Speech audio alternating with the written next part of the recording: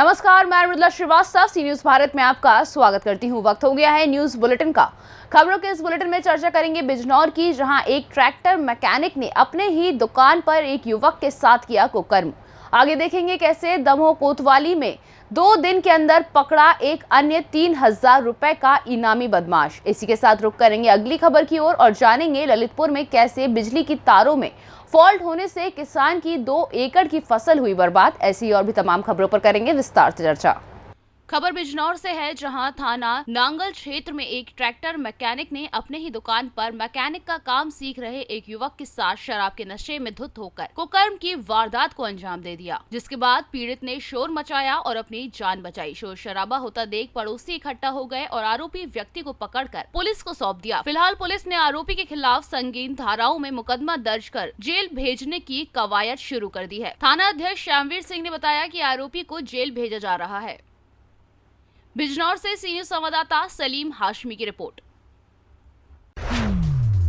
खबर दमोह से है, जहां दमोह कोतवाली ने 2 दिन के अंदर एक अन्य 3000 रुपए के इनामी बदमाश को धर दबोचा है। पुलिस अधीक्षक दमोह राकेश सिंह द्वारा शहर में घटित हो रहे अपराधों के नियंत्रण के लिए लगातार निगाह रखने एवं अपराधियों की धरपकड़ कर कार्यवाही करने के लिए सभी थाना प्रभारियों को निर्देशित किया गया था, जिसके बाद ये कार्यवाही सामने आई है।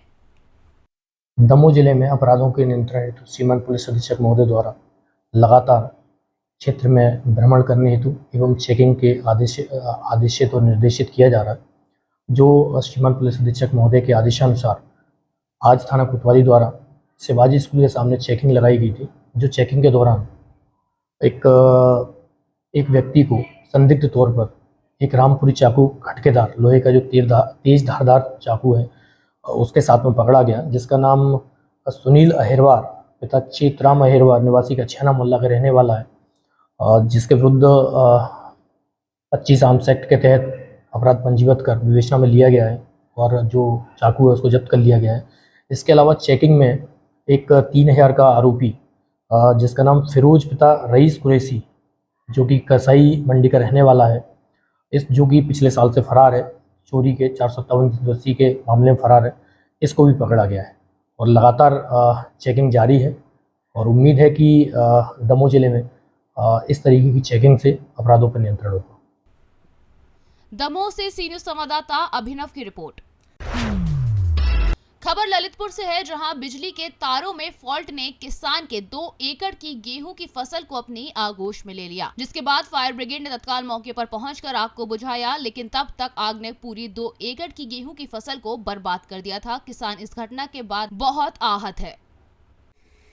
क्या नाम है आपका? रामेश्वर कुशवाहा। रामेश्वर जी, आपके खेत में आग कैसे लगी है? बगल में जो कटाई चल रही है, कुछ किसानों ने मौका मुआना पर देखा, एक बिजली विभाग की तार में से एक आग का गोला निकला, तो वो जाके सीधी बाजू में मेड़ पर जाके गिरा। मेड़ पर जा गिरने से वहाँ पर हार्वेस्टर जो हुआ था तो उसकी जो परावली डली थी हार्वेस्टर की, तो उससे आग पकड़ते पकड़ते मेरे खेत तक पहुँची और मेरा करीब 2 एकड़ का खेत पूरा जल के अच्छी क्वालिटी का हम गेहूँ बोए हुए थे उसमें, तो पूरा जल के पूरा नाश हो गया है। तो खेत किसका था? वो खेत था एक दयाराम कुशवाहा जी हैं यहाँ खितवास के, उनका खेत था। खेत आप लिए हुए थे? हाँ, बटिया पे लिए थे हम। कितने पे? हम लिए थे उनका खेत 50,000 रुपये में। 50,000 में लिए थे आप? हाँ। लागत कितनी आई थी? करीब 25,000 रुपये। 25,000 आई थी। हाँ। तो मतलब थोड़ा बहुत गेहूँ अभी निकलेगा क्या? आशा है? नहीं, कुछ नहीं निकलेगा उसमें, सब कुछ जल के राख हो गया, कुछ नहीं बचा उसमें। मतलब 1 किलो अनाज भी नहीं निकलेगा? नहीं निकलेगा, नहीं निकलेगा, सब जल के भूंज के सब खत्म हो गया। आपको कैसे जानकारी मिली?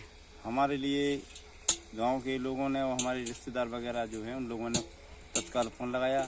चूँकि मैं मंडी में एक मजदूरी का कार्य करता हूँ, तो मैं तत्काल मंडी ललितपुर गल्ला मंडी से सीधा भागते हुए यहाँ पर मौके पर यहाँ कौन कौन अधिकारी आए हुए थे? मौके पे यहाँ पर नेकपाल जी आए थे, सर्वे की, उनने देखा है मौका मुआना पर, और प्रधान जी भी आए थे खितवास के। आप क्या चाहते हो? आपकी क्या मांग है?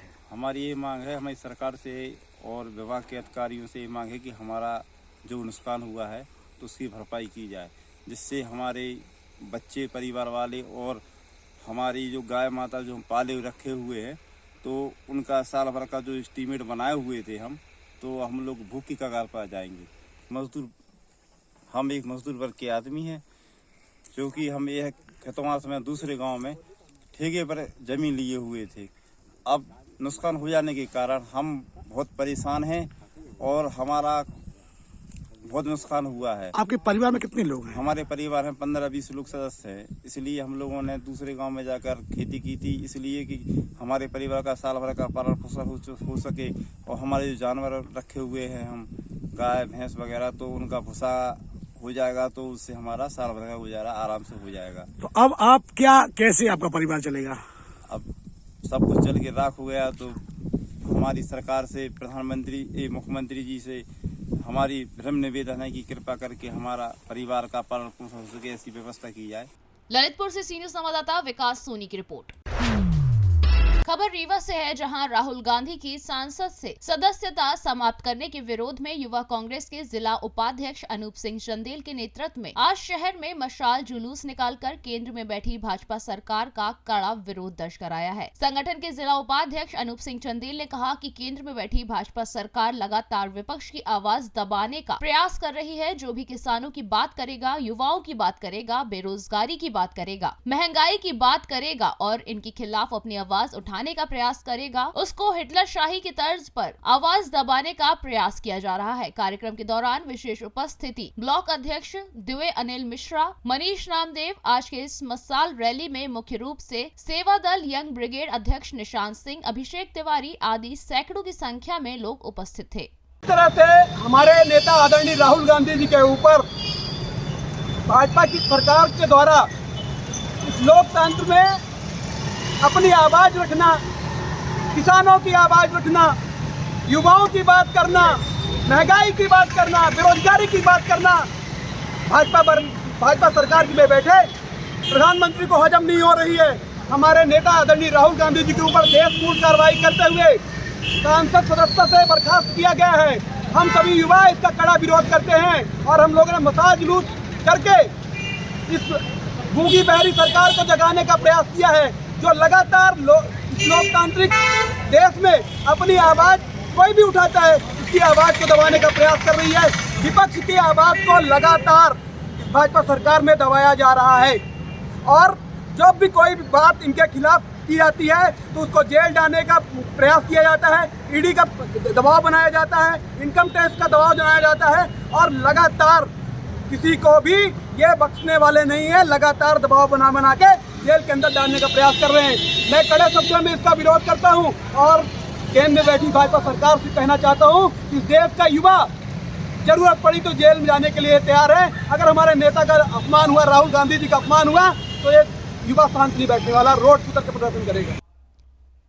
रीवा से सीनियर संवाददाता सज्जन सिंह की रिपोर्ट।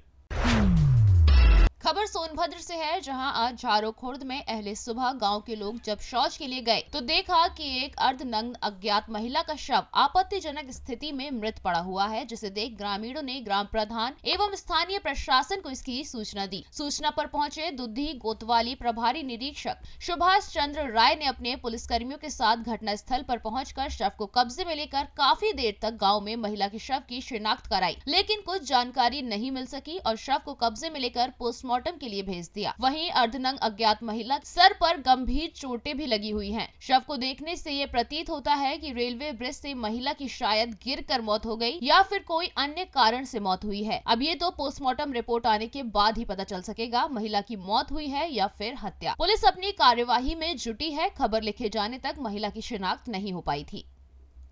सोनभद्र से सीनियर संवाददाता कुमधर चौधरी की रिपोर्ट। फिलहाल के लिए इस न्यूज बुलेटिन में बस इतना ही। देश और दुनिया की तमाम खबरों को जानने के लिए देखते रहिए सी न्यूज भारत। हर खबर आपके साथ, आपके हाथ।